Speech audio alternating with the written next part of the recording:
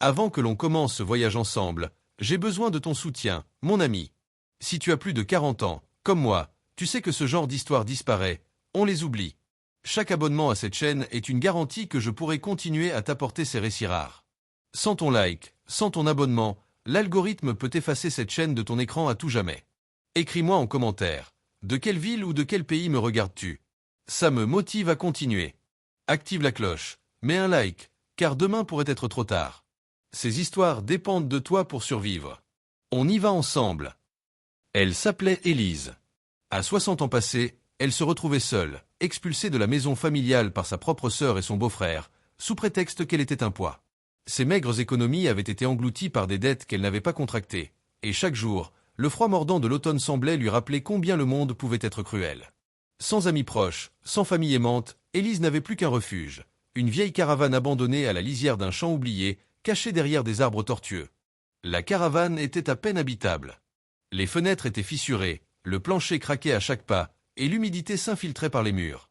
Pourtant, pour Élise, c'était un sanctuaire fragile où elle pouvait poser sa tête et fermer les yeux sur l'injustice du monde. Chaque matin, elle ramassait des boîtes vides, des feuilles mortes et des brindilles pour allumer un feu qui réchaufferait son corps glacé. Elle survit ainsi, seule, invisible aux yeux du monde. Un soir, alors que la pluie tombait à torrents, elle décida de fouiller un coin oublié de la caravane, derrière un vieux matelas couvert de moisissures. Ses doigts tremblaient en soulevant les planches pourries du plancher. Et là, presque incrustée dans la poussière, elle trouva une carte ancienne, recouverte de symboles étranges et de notes griffonnées à la hâte. Son cœur battait la chamade. Qui avait bien pu laisser ce trésor ici, et pourquoi maintenant? Élise passa la nuit entière à déchiffrer chaque mot, chaque ligne. La carte semblait indiquer un lieu précis, non loin de la caravane, dans une vieille cave abandonnée au sous-sol d'une maison en ruine. La curiosité et l'excitation remplacèrent sa fatigue. Dès l'aube, elle prit une lampe, son manteau usé et se mit en route. La maison était presque engloutie par la végétation. Les volets tombaient, les murs étaient fissurés, et une odeur de terre humide s'échappait de la porte entr'ouverte.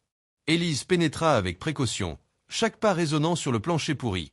La carte indiquait un escalier caché derrière un vieux meuble. Avec effort, elle déplaça l'armoire poussiéreuse et découvrit une trappe dissimulée. Le cœur battant, elle descendit dans l'obscurité. Au fond, dans la cave, reposait un coffre en bois massif, recouvert d'un voile de poussière et de toiles d'araignée. Elle tira dessus avec force et la serrure céda dans un grincement sinistre.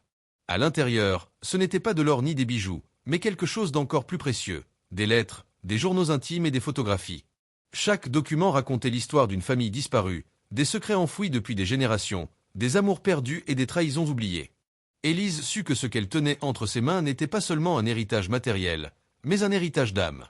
En lisant les lettres, elle découvrit que la personne qui avait laissé la carte avait voulu qu'elle trouve ses archives, qu'elle devienne la gardienne de cette mémoire, et que sa vie, malgré les épreuves, avait encore un sens. Les semaines suivantes, Élise transforma la caravane en un sanctuaire de mémoire. Elle nettoyait les documents, les classait, écrivait des récits à partir de chaque page et partageait ses histoires avec ceux qui voulaient écouter. Peu à peu, des voisins curieux commencèrent à venir, fascinés par cette veuve solitaire qui semblait soudain rayonner d'une énergie nouvelle. Son isolement se transforma en communauté, son désespoir en inspiration. Un jour, un collectionneur d'histoire locale visita la caravane et, stupéfait, offrit à Élise une somme généreuse pour préserver le contenu du coffre dans un musée. Mais Élise refusa. Pour elle, la vraie richesse n'était pas l'argent, mais la vie qu'elle avait retrouvée, les histoires qu'elle pouvait raconter et les liens qu'elle tissait avec ceux qui venaient l'écouter. La caravane n'était plus un refuge de misère, mais le cœur battant d'une renaissance. Élise comprit enfin que la famille qui l'avait chassée n'avait jamais eu le pouvoir de l'éteindre. Chaque pierre du sol, chaque planche de sa caravane, chaque lettre retrouvée était un témoignage qu'elle pouvait survivre, qu'elle pouvait trouver la lumière même dans le plus sombre des tunnels. Elle avait trouvé sa liberté, son rôle, et surtout, une raison de sourire à nouveau. Et chaque soir, sous la lumière tremblante de sa lampe, elle relisait la carte et se rappelait. Parfois, être perdu mène exactement là où l'on doit être. Avec le temps, Élise développa une routine qui lui apportait une paix inattendue. Chaque matin, elle sortait de la caravane et observait le lever du soleil derrière les arbres tordus. La lumière dorée caressait la vieille peinture écaillée de sa caravane, transformant ce lieu décrépit en un sanctuaire presque magique. Elle commença à noter ses pensées dans un carnet, mêlant souvenirs douloureux et espoirs naissants. Chaque mot semblait alléger le poids qui pesait sur ses épaules depuis des années. Un jour, en parcourant la campagne autour de la caravane, elle rencontra un chien errant, maigre et tremblant. Le regard de l'animal reflétait une solitude similaire à la sienne. Élise, sans hésiter, lui tendit la main. Le chien, comme s'il comprenait son désespoir, s'approcha doucement et posa sa tête sur ses genoux. Elle le nomma Lumière, en hommage à ce qu'il apportait dans sa vie, une lueur d'affection, de chaleur et de fidélité. La présence de Lumière changea tout. La veuve solitaire trouva la force de nettoyer la caravane plus profondément, de réparer les planches pourries et de sceller les fenêtres fissurées. Chaque geste semblait reconstruire non seulement la caravane, mais aussi sa propre existence. Elle transforma un coin de la caravane en un espace pour ses archives découvertes dans le coffre, créant un petit musée intime où elle pouvait accueillir des visiteurs et partager l'histoire des lettres et photographies. Les curieux commencèrent à arriver par petites vagues. D'abord des voisins intrigués, puis des passionnés d'histoire locale, fascinés par la découverte de cette veuve et de ses trésors oubliés. Élise racontait chaque histoire avec une émotion palpable, et chaque auditeur repartait changé, touché par le courage et la résilience de cette femme qui avait survécu à l'injustice et à l'isolement. Un soir, alors que le vent soufflait fort et que la pluie tambourinait sur le toit de la caravane, Élise trouva dans une lettre un indice sur un autre secret caché. Cette fois, il s'agissait d'un petit carnet appartenant à une ancêtre, décrivant un jardin oublié derrière une ancienne grange, rempli de plantes rares et de fleurs médicinales. Le carnet était presque en ruine, mais les dessins et notes donnaient des instructions précises pour retrouver et cultiver ces plantes. Élise décida de suivre ces instructions. Avec Lumière à ses côtés, elle traversa champs et bois, jusqu'à découvrir la grange décrite dans le carnet. L'endroit était envahi par les ronces et les mauvaises herbes, mais sous le chaos, les indices laissés par l'ancêtre étaient visibles, des pierres gravées, des traces de pas et des marques sur les arbres. Chaque découverte faisait battre son cœur plus vite. Elle se sentait connectée à cette femme du passé, à cette lignée qui avait traversé le temps pour la guider vers un avenir qu'elle n'aurait jamais imaginé. Avec patience et persévérance, Élise redonna vie au jardin. Les fleurs rares reprenaient leur couleur éclatante, les herbes médicinales parfumaient l'air, et bientôt, l'endroit devint havre de paix, un symbole de renaissance. Les visiteurs, émus par ce jardin et les histoires racontées par la veuve, venaient de plus en plus nombreux. Élise, qui avait été rejetée et oubliée, était devenue une source d'inspiration, un phare de courage et de résilience. Un matin, en observant le soleil se lever sur son jardin, Élise sourit. Elle se rendit compte que la vie, malgré les épreuves cruelles, lui avait offert quelque chose de précieux, la découverte de sa propre force, la beauté des liens inattendus et la certitude que même dans l'adversité, on peut trouver lumière, chaleur et amour. Lumière, le chien fidèle, gambadait joyeusement autour des fleurs. La veuve qui avait commencé seule dans une caravane abandonnée avait trouvé sa maison, son rôle et sa paix. Et ainsi, Élise continua de vivre, transformant chaque jour de solitude passé en leçon de courage et d'espoir, prouvant que même expulsée par ceux qui devraient aimer, une âme déterminée peut créer un monde de beauté et de lumière, là où personne ne l'attendait. Les saisons passaient, et la caravane d'Élise n'était plus le refuge fragile et délabré qu'elle avait été. Chaque réparation, chaque nettoyage, chaque ajout de fleurs et de décorations improvisées rendait l'endroit chaleureux et accueillant. Les voisins, d'abord méfiants, venaient désormais régulièrement pour échanger des histoires, aider à entretenir le jardin ou simplement partager un moment de compagnie. La solitude qui pesait sur elle autrefois avait laissé place à un réseau de relations sincères, construites sur le respect et l'admiration. Élise prit goût à la transmission des histoires et des secrets qu'elle avait découverts. Chaque lettre, chaque photo, chaque carnet devenait matière à conter, et elle se surprit à écrire ses propres récits, inspirés de sa vie et des aventures qu'elle avait vécues. Elle partageait ses textes avec les visiteurs, parfois en lecture publique dans la caravane ou dans le jardin. Les larmes, les sourires et les regards émus confirmaient que ces histoires touchaient profondément ceux qui l'écoutaient. Un jour, alors qu'elle fouillait une étagère oubliée dans sa caravane, elle trouva un petit paquet enveloppé dans un tissu ancien. À l'intérieur se trouvait une lettre adressée directement à elle, écrite par la personne qui avait caché la carte initiale. Les mots étaient simples mais lourds de sens. Si tu lis ceci, sache que ton courage et ta persévérance t'ont mené là où tu devais être. Garde ces souvenirs et ces trésors, et continue à illuminer le monde autour de toi. Élise sentit son cœur se serrer. C'était comme si cette mystérieuse présence, bienveillante et invisible, l'avait guidée depuis le premier jour. Elle comprit que sa vie, avec tout ce qu'elle avait traversé, avait enfin trouvé un sens, non pas dans la richesse matérielle, mais dans la beauté de la mémoire, la force de la résilience et la chaleur des relations qu'elle avait tissées. Avec Lumière à ses côtés, elle passa les jours suivants à organiser un espace pour accueillir plus de visiteurs et partager encore plus largement ses histoires. Les enfants venaient écouter les récits des lettres anciennes, fascinés par les secrets et les mystères d'un passé presque oublié. Les adultes, touchés par la force et la sagesse d'Élise, trouvaient dans ces histoires des leçons pour leur propre vie. Élise comprit que la caravane et le jardin étaient devenus plus qu'un refuge. Ils étaient un lieu de renaissance, un sanctuaire où les histoires prenaient vie, où les âmes perdues pouvaient trouver un peu de lumière et de chaleur. Elle n'était plus seule, elle était entourée d'une communauté choisie par le cœur et l'âme, et non par le sang. Chaque soir, après que les derniers visiteurs soient partis et que lumière se soit blottie à ses pieds, Élise s'asseyait devant la fenêtre ouverte, observant les étoiles scintiller au-dessus de sa caravane transformée. Elle repensait à cette expulsion cruelle de sa famille, aux nuits glaciales et aux moments de désespoir. Et elle souriait, car elle savait que tout cela avait été le chemin vers une vie plus riche, plus lumineuse et pleine de sens. Ainsi, la veuve qui avait commencé seule et sans ressources, perdue dans une caravane abandonnée, avait trouvé bien plus que la survie. Elle avait découvert la force intérieure, le pouvoir des histoires et la beauté des liens humains. Chaque pierre du plancher, chaque lettre ancienne et chaque fleur de son jardin témoignaient de sa renaissance, de sa résilience et de sa capacité à transformer le malheur en lumière. Et alors que le vent de la nuit faisait bruisser les feuilles et que Lumière dormait paisiblement, Élise savait, au plus profond de son cœur, que son voyage ne faisait que commencer. La vie pouvait être dure, imprévisible et cruelle, mais elle était aussi pleine de surprises, de secrets à découvrir et de beauté à partager. La veuve avait trouvé sa place dans le monde, et personne ne pourrait plus jamais lui enlever cette lumière. Tu apprécies cette histoire? Alors ne la laisse pas se perdre. Tu sais, mon ami, à chaque vidéo que je publie, ma plus grande peur est que tu ne vois pas la prochaine. YouTube ne montre mes vidéos que si tu es abonné et que la cloche est activée. Mets un like maintenant, ce geste simple indique à l'algorithme que ces histoires méritent d'exister. Dis-moi en commentaire d'où tu regardes, France, Brésil, Canada? Ta présence ici me donne la force de continuer. Ne disparais pas. Ne me laisse pas parler dans le vide. Ces histoires sont pour toi. Avec le temps, Élise devint une figure respectée dans la petite communauté qui s'était formée autour de sa caravane et de son jardin. Les visiteurs venaient de plus loin, intrigués par la veuve qui avait transformé un lieu abandonné en un sanctuaire de mémoire et d'espoir. Certains venaient chercher des conseils, d'autres venaient simplement écouter ces histoires et se laisser emporter par le récit des lettres anciennes et des secrets familiaux. Élise, chaque jour, ajoutait quelque chose de nouveau à son espace.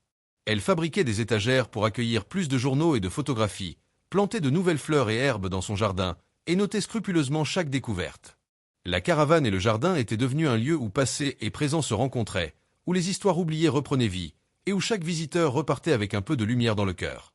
Un matin, alors qu'elle arrosait les fleurs rares, elle aperçut au loin une silhouette familière, sa sœur, celle-là même qui l'avait chassée des années auparavant. La femme paraissait hésitante, presque honteuse, et ses yeux trahissaient un mélange de regret et d'étonnement. Élise sentit une bouffée d'émotion, mais elle choisit la sérénité plutôt que la colère. Elle l'invita à s'approcher et, sans mot de reproche, lui montra tout ce qu'elle avait accompli. Sa sœur resta silencieuse un long moment, émerveillée par la beauté du jardin, l'atmosphère chaleureuse de la caravane et la force tranquille d'Élise. Puis, timidement, elle demanda pardon, reconnaissant la douleur qu'elle avait causée et la résilience de sa sœur. Élise accepta le pardon, non pour effacer le passé, mais pour montrer que la vie pouvait se reconstruire et que la lumière pouvait triompher même après les ténèbres. Les saisons continuèrent de passer, et Élise voyait son monde s'épanouir autour d'elle. Lumière, fidèle compagnon, restait à ses côtés, toujours prêt à réconforter et à rappeler à tous que l'affection et la loyauté pouvaient renaître même dans les cœurs brisés. Les lettres, les photographies et les secrets découverts dans le coffre initial étaient maintenant connus de tous les visiteurs, et chaque histoire racontée tissait un fil invisible entre le passé et le présent. Et un soir, alors que le ciel s'embrasait d'orange et de rose, Élise s'assit sur le petit banc devant la caravane, contemplant son jardin baigné dans la lumière du crépuscule. Elle pensa à tout ce qu'elle avait traversé, la solitude, l'expulsion, la misère et la découverte de la carte mystérieuse. Tout cela l'avait menée ici, à cet endroit de beauté, d'amour et de partage. Elle comprit alors que la vie n'était pas seulement une succession de malheurs ou de bonheurs, mais un chemin de découverte et de résilience. Chaque épreuve, chaque obstacle, avait servi à la préparer à devenir la gardienne de cette mémoire et de ces histoires. Elle sourit, un sourire profond et apaisé, consciente que le véritable trésor n'était pas le coffre, mais la vie qu'elle avait recréée, pleine de sens, de lumière et de lien avec les autres. Dans le silence de la nuit, alors que Lumière dormait à ses pieds et que le vent jouait dans les feuilles des arbres, Élise savait qu'elle avait trouvé sa place dans le monde. Elle était passée de l'ombre à la lumière, de la solitude à la communauté, et de la peur au courage. La veuve autrefois abandonnée avait transformé sa douleur en beauté, son isolement en connexion, et son désespoir en espoir. Et ainsi, Élise continua à vivre, chaque jour renforçant le sanctuaire qu'elle avait bâti, chaque visiteur découvrant la magie de son univers, et chaque histoire racontée rappelant à tous que même lorsque l'on est rejeté et oublié, on peut trouver sa lumière et créer un monde rempli de chaleur, d'amour et de mémoire. Avec le temps, la renommée d'Élise grandit au-delà de son petit village. Des journalistes et des historiens locaux vinrent la rencontrer, fasciné par le parcours extraordinaire de cette veuve expulsée qui avait transformé un lieu oublié en sanctuaire de mémoire et de vie.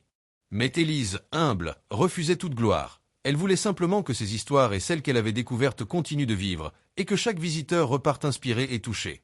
Chaque matin, elle commençait sa journée en parlant à Lumière, partageant avec lui ses pensées et ses projets. Ensemble, ils se promenaient dans le jardin, vérifiant les nouvelles pousses et admirant les fleurs rares qui renaissaient sous ses soins attentifs. Le petit chien, devenu plus qu'un compagnon, était devenu un symbole de fidélité et de renaissance, rappelant à tous que même dans l'adversité, la loyauté et l'amour pouvaient fleurir. Élise commença également à documenter les histoires du village, les souvenirs des anciens et les traditions oubliées. Elle créa des carnets spéciaux, intégrant ces nouvelles découvertes aux lettres et photographies qu'elle avait trouvées dans le coffre initial. Chaque visiteur pouvait maintenant toucher, lire et sentir l'histoire vivante sous ses doigts. Le sanctuaire n'était plus seulement un lieu de souvenirs personnels, mais un pont entre les générations, entre le passé et le présent. Un après-midi, alors qu'elle réparait une partie du toit de la caravane, un vieil homme s'approcha timidement. Il tenait un carnet ancien, similaire à ce qu'Élise avait découvert. L'homme lui expliqua que sa famille avait longtemps cherché un endroit sûr pour préserver ses archives, et qu'il avait entendu parler d'elle. Avec un sourire, Élise accueillit ce nouveau trésor et le rangea précieusement à côté des autres documents, consciente que sa mission continuait de grandir et d'évoluer. Les soirées étaient désormais remplies de récits et de conversations. Les enfants l'écoutaient, captivés, pendant que les adultes discutaient des histoires, partageant leurs propres souvenirs. Chaque visiteur repartait avec un sentiment de connexion et d'émerveillement, emportant avec lui une part de ce sanctuaire vivant. Élise, souvent silencieuse après le départ des visiteurs, sentait la chaleur de ces rencontres l'envahir, transformant chaque jour sa solitude passée en un présent lumineux et plein de sens. Un soir d'hiver, alors que la neige recouvrait le jardin et que les branches ployaient sous le poids du froid, Élise s'assit près de la fenêtre, lumière blottie contre elle. Elle regarda le monde dehors, le silence blanc et pur, et pensa à tout ce qu'elle avait traversé. Chaque injustice, chaque expulsion, chaque nuit froide l'avait menée ici. Elle avait trouvé sa force, sa lumière, et un sens profond à sa vie. Même sa famille, autrefois cruelle et rejetante, commença à reconnaître son courage. Certains vinrent timidement lui rendre visite, cherchant à comprendre et à se réconcilier. Élise les accueillit sans amertume, mais avec une dignité tranquille, consciente que la vie ne devait pas être vécue dans la rancune, mais dans l'acceptation et la création. Les saisons continuèrent de passer, et le sanctuaire d'Élise devint un lieu de légende locale. La caravane, le jardin et les histoires qu'elle partageait avaient transformé le village et ses habitants. La veuve qui avait commencé seule dans le froid et l'abandon était maintenant un symbole de résilience, de courage et de beauté. Elle avait prouvé que même au cœur de la douleur la plus profonde, il était possible de reconstruire, de créer et de briller. Et ainsi, Élise vivait ses jours entourée de souvenirs, de visiteurs, de fleurs et de lumière, consciente que sa vie avait trouvé un nouveau souffle. Chaque lettre, chaque carnet, chaque sourire partagé était un rappel que même dans la nuit la plus noire, il y avait toujours une étoile prête à guider ceux qui osaient chercher. La veuve qui avait un jour été rejetée et abandonnée avait enfin trouvé sa place, son rôle et sa paix, laissant derrière elle une trace indélébile dans le cœur de ceux qui avaient croisé son chemin. Au fil des années, Élise devint plus qu'une simple veuve survivante. Elle devint une gardienne de mémoire, un symbole vivant de résilience et de renaissance. Les visiteurs venaient parfois de loin, attirés par les récits de cette femme qui avait transformé une caravane abandonnée et un jardin oublié en un lieu de vie et d'espoir. Chaque histoire racontée par Élise semblait insuffler une étincelle de courage dans le cœur de ceux qui l'écoutaient. Lumière, fidèle compagnon, vieillit à ses côtés, mais jamais il ne perdit son énergie et sa tendresse. Il devint un membre reconnu de la petite communauté qui gravita autour de la caravane. Les enfants riaient en le voyant courir dans les fleurs, tandis que les adultes admiraient la complicité silencieuse entre le chien et la veuve. La présence de Lumière rappelait à tous que la loyauté et l'amour sincère étaient des trésors parfois plus précieux que tout ce que l'on peut posséder matériellement. Élise décida de créer un espace où les visiteurs pouvaient laisser leurs propres récits, leurs souvenirs ou leurs secrets. Elle installa un petit coffre supplémentaire, où chacun pouvait déposer des lettres anonymes, des dessins ou des messages pour le futur. Ainsi, son sanctuaire devint un lieu vivant, une archive collective d'histoire humaine, où le passé et le présent se mêlaient harmonieusement. Un matin, alors qu'elle s'occupait du jardin, Élise découvrit une nouvelle carte, glissée sous une pierre du chemin. Elle était différente de la première, plus colorée, plus détaillée, et semblait mener à un ancien verger oublié derrière la forêt. L'excitation la saisit. Elle comprit que sa mission n'était pas terminée. Avec Lumière à ses côtés, elle suivit la carte, découvrant des arbres fruitiers centenaires, des plantes rares et un petit étang caché où l'eau reflétait les étoiles. Le lieu était magique, presque irréel, et renforçait l'impression qu'elle avait été guidée par une main invisible tout au long de sa vie. Les années passèrent encore, mais la vitalité d'Élise et sa passion pour partager les histoires ne faiblirent jamais. Elle continua à accueillir les visiteurs, à écrire, à lire et à prendre soin de son jardin et de ses archives. Chaque nouveau récit raconté, chaque secret partagé, chaque sourire reçu était un hommage à la force de l'esprit humain et à la beauté de la résilience. Même ceux qui autrefois l'avaient rejeté finirent par comprendre que son courage et sa bonté avaient changé non seulement sa vie, mais aussi celle de toute une communauté. Élise avait prouvé que l'adversité, loin de briser l'âme, pouvait devenir un moteur de création, d'amour et de lumière. Et alors que le soleil se couchait sur la caravane transformée, illuminant le jardin de ses rayons dorés, Élise s'assit tranquillement, lumière blottie contre elle, contemplant la vie qu'elle avait recréée. Elle pensa à toutes les nuits sombres, à toutes les épreuves et à toutes les découvertes. Elle sourit, sereine, car elle savait que chaque pas, chaque choix, chaque instant de courage avait construit ce sanctuaire vivant. La veuve autrefois expulsée, seule et démunie, était désormais une gardienne de lumière, une femme dont la vie témoignait que la solitude peut mener à la sagesse, que la douleur peut mener à la création, et que même dans les ténèbres les plus profondes, une lumière peut toujours émerger. Et ainsi, Élise continua de vivre, entourée d'histoires, de souvenirs, de fleurs et d'amis choisis, consciente que sa vie, autrefois marquée par le rejet et la souffrance, était maintenant un exemple de courage, de beauté et d'humanité. Son parcours resterait à jamais une source d'inspiration pour tous ceux qui cherchent à transformer leur propre douleur en lumière. Avec le temps, Élise devint non seulement une figure locale respectée, mais un symbole d'espoir et de renaissance pour tous ceux qui avaient connu le rejet ou la solitude. Son jardin florissant et sa caravane rénovée devinrent un lieu de pèlerinage pour ceux en quête de sérénité et d'inspiration. Chaque visiteur repartait transformé, portant avec lui une part de la lumière qu'Élise avait patiemment cultivée. Lumière, fidèle et toujours joyeux, continuait d'illuminer ses journées. Le chien n'était plus seulement un compagnon, il incarnait la fidélité, la chaleur et la constance qui manquaient autrefois à sa vie. Ensemble, ils représentaient la résilience et le lien entre l'homme et la nature, entre le passé et le présent. Un soir d'été, alors que le ciel s'embrasait de couleurs chaudes, Élise observa son sanctuaire depuis le petit banc de bois devant la caravane. Les fleurs diffusaient un parfum subtil, les arbres anciens frémissaient sous la brise légère, et le murmure de l'eau dans le petit étang du verger complétait une symphonie douce et apaisante. Elle se sentit complète, en harmonie avec le monde qui l'entourait. Elle pensa à son passé, l'expulsion brutale, les nuits glaciales dans la caravane abandonnée, la solitude écrasante. Chaque épreuve l'avait préparée à ce moment, lui donnant la force de transformer sa douleur en beauté et sa solitude en communauté. La carte mystérieuse, les lettres et journaux découverts, chaque geste de courage l'avait menée vers cette vie pleine de sens et d'amour. Élise comprit que sa véritable richesse n'était pas dans les objets ou les trésors matériels, mais dans la capacité de créer de la lumière là où il n'y en avait pas, dans le partage d'histoires et de souvenirs, dans les liens tissés avec ceux qui avaient croisé sa route. Chaque sourire, chaque mot de gratitude, chaque visiteur émerveillé était un témoignage de sa réussite silencieuse mais profonde. Et même dans la nuit la plus sombre, lorsque le vent soufflait et que la caravane semblait frissonner, Élise ressentait une paix intérieure profonde. Elle avait trouvé sa place dans le monde, son rôle, et la certitude que la vie, malgré ses épreuves cruelles, pouvait offrir des merveilles insoupçonnées. Ainsi, la veuve autrefois expulsée, seule et désespérée, avait construit un univers de lumière, de mémoire et d'espoir. Son jardin, sa caravane et son compagnon fidèle étaient devenus un symbole vivant de résilience, de courage et de renaissance. Et tandis que la lune se levait, projetant sa lueur argentée sur le jardin et la caravane, Élise sut qu'elle avait enfin trouvé la paix, la plénitude et la beauté que toute âme cherche au fil de sa vie. Chaque jour suivant, elle continuait de partager, d'écrire, de cultiver, et de montrer par l'exemple que même après le rejet et la douleur, il est possible de reconstruire, de briller et de laisser une trace indélébile dans le cœur des autres. Au fil des années, Élise vit son monde s'épanouir de façon presque magique. Le petit jardin derrière sa caravane, autrefois envahi par les ronces et l'oubli, débordait maintenant de fleurs aux couleurs vives et d'herbes médicinales qui embaumaient l'air. Les visiteurs venaient non seulement pour écouter ces histoires, mais aussi pour contempler ce lieu où chaque plante, chaque pierre, semblait raconter un secret ancien.